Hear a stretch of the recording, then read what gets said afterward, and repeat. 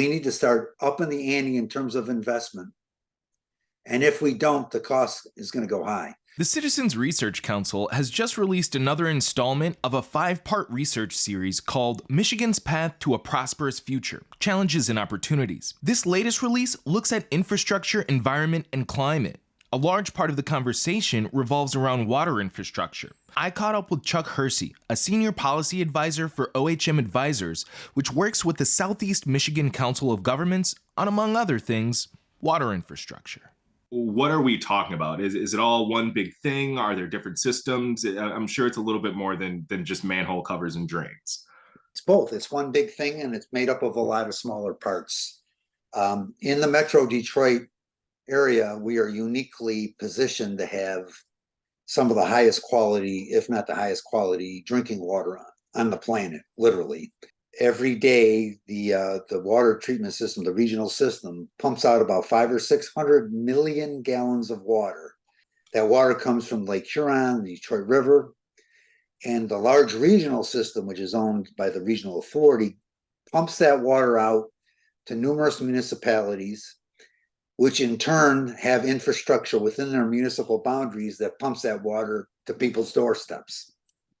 As a point of reference, we're using the CRC report, and in the report, it says the condition of Michigan's water infrastructure is generally accepted to be poor, but is largely unknown due to fragmented ownership and regulatory approaches. Yeah, well, I don't know that I would accept that. It's generally accepted as poor. Part of the reason it's largely unknown is until recently, believe it or not, we didn't do as good a job, and now we can do a better job with technology and innovations and understanding the condition of our underground systems, whether they're sewer pipes taking sewage back to a treatment plant or water pipes delivering water to community. On this, I would agree with the CRC report, is we need to start upping the ante in terms of investment.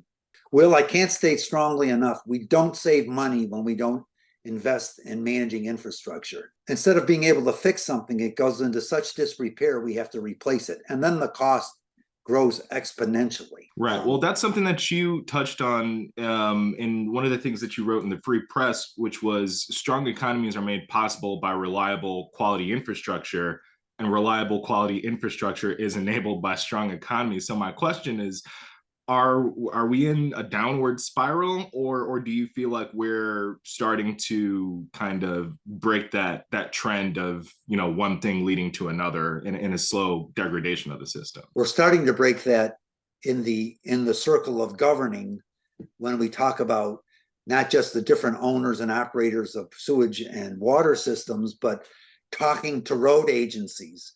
We have been trying to press the point that we don't work in vacuums. We cannot serve the public interest by working in vacuums. We can't put all of the money into water and sewer because roads need money. We can't put all of the money into roads because water and sewer needs money. And there are other issues besides environmental protection and infrastructure services. We have school, public safety. So we always need to look for what are the cost-effective ways to make the next increment of progress where what one sector is doing isn't undermining what another sector is trying to do. And that's hard. And it's supposed to be hard. That doesn't mean we shouldn't do it.